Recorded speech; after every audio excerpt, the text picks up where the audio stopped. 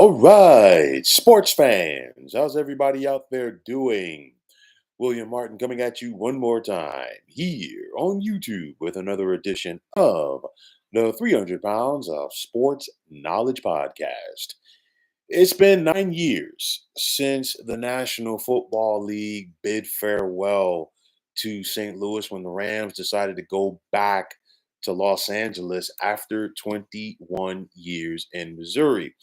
Now, the divorce between St. Louis and the NFL was not pretty, as the city basically was willing to give the Rams team owner, Stan Kroenke, whatever he wanted to keep the team there.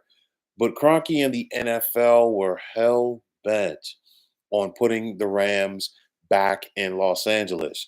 And the Rams' departure from St. Louis would cost the National Football League millions that they would have to pay out to the city while they left a heartbroken fan base there in the dust. Now, St. Louis right now has new life with the United Football League, where the Battlehawks are proving that if you build it, they will come. And I say this from the standpoint that, the United Football League, of course, it's clearly not the National Football League. It's not even in the NFL's league, okay? But, with that said, for the most part, the UFL is in markets, some of their markets, where the NFL does not have a team. And, regardless of where the teams are playing, for the most part, they're struggling with attendance. And I totally get it. It's not the NFL. But the Battlehawks are the cream of the crop as they're pulling in more than 35,000 fans per home game, which included more than 40,000 in their home opener a couple of weeks ago. And to give you an idea about UFL attendance this year, the next closest team is the DC Defenders at about 15,000 per game. Now, sure, you look at the Dome in St. Louis, and of course, it's had, different names over the years. The Trans World Dome, the Edwards Jones Dome, the Dome at the America Center, whatever you want to call it. Okay. It's one of those where St. Louis, they're not selling out completely like it was during the days of the greatest show on turf in the late 90s and early 2000s for those St. Louis Rams. But to me, I said it when it happened. And I'm going to say it again. The NFL turned their back on a good market in St. Louis and an even better sports town. Now, I get the notion for the National Football League wanting to go back to LA, but you destroyed St. Louis in the process, and at what cost? Because you think about it, for what the NFL had to pay out to the city of St. Louis following the Rams' departure. They could have just built a stadium there, okay? And the UFL right now is showing that people clearly still want to watch football in St. Louis. And clearly the dome there is still a viable spot for sports. Now, I said it before, and I'm going to bring it up again right now. Why did it take the National Football League more than 2 decades to decide, what, let's go back to LA, the second largest media market in the country? And of course, the other thing for me is, why did it happen after Al Davis had died?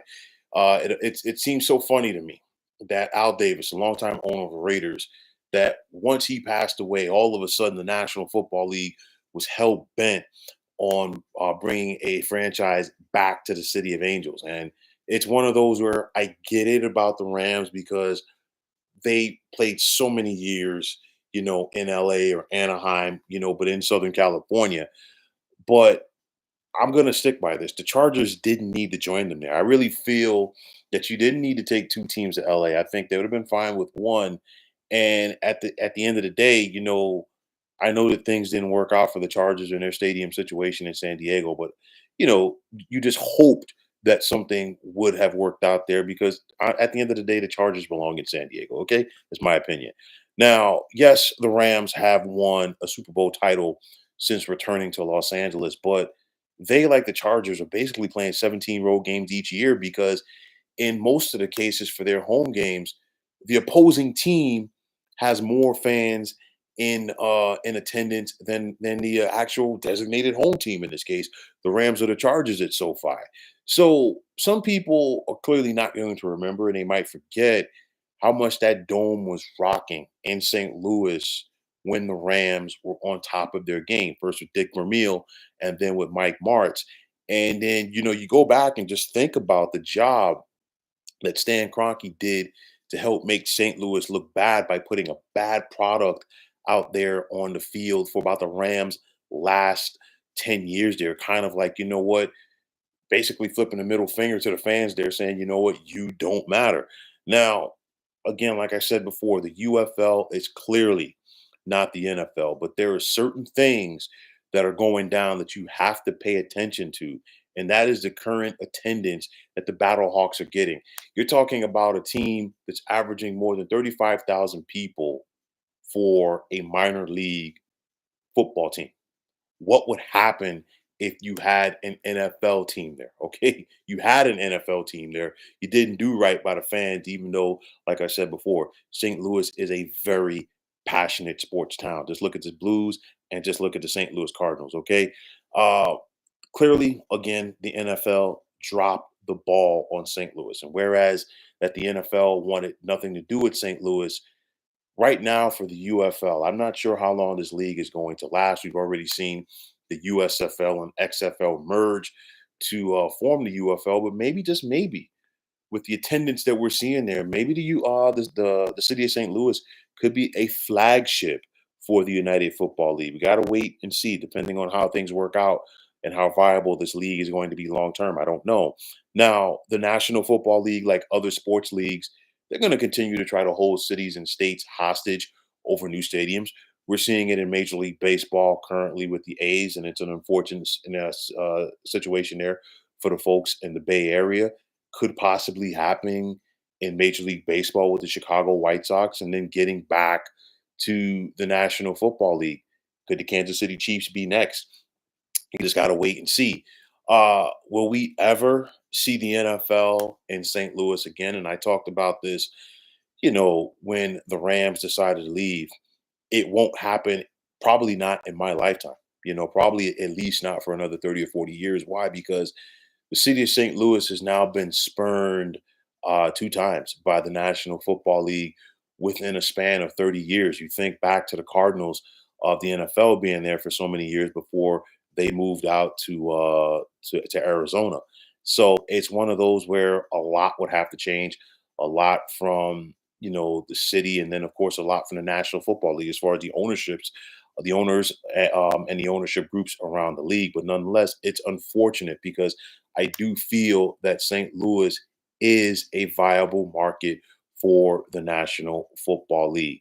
At the end of the day, greed trumps everything else. And it's unfortunate. St. Louis took so much time building up that fan base with the Rams, only to say, after 2 decades after the fact, you know what, adios. And it's truly a shame. But nonetheless, credit to the people of St. Louis. They are coming out and supporting their Battlehawks. I'm sure that the guys that play on that team really enjoy the support.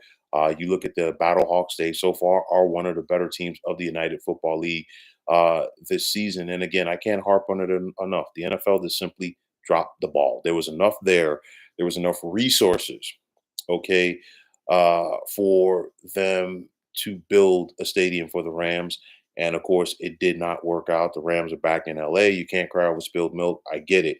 But nonetheless, credit to the folks in St. Louis. They're showing their support for some guys who are giving it all out there on the football field. And they are also showing that the city of St. Louis is still viable for pro football.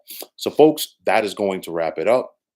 And as always, I want to take this time out to thank all of you for tuning into the 300 Pounds of Sports Knowledge podcast here on YouTube. I want to take this time out to thank all of you fine folks out there for tuning in. And if you have not already, please feel free to subscribe to this channel. Now, if you're on the X, formerly known as Twitter, please feel free to follow me at 300 Pounds of Sports. And like I always say, if you follow me, it will be my pleasure to follow you right back. There's also the sports discussion group on Facebook at the Sports Depot 365. Now you can check it out.